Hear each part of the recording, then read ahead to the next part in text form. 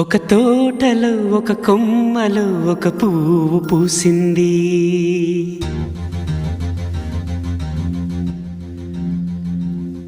మహారాణిలా మహాలక్ష్మిలా ఆ పువ్వు నవ్వింది.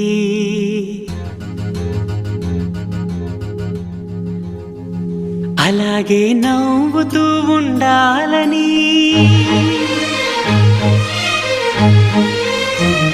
అలాగే నవ్వుతూ ఉండాలని నింగి నేల వాగు వంక చెట్టు చేమ గువగూడు ఆశీర్వదించాయి.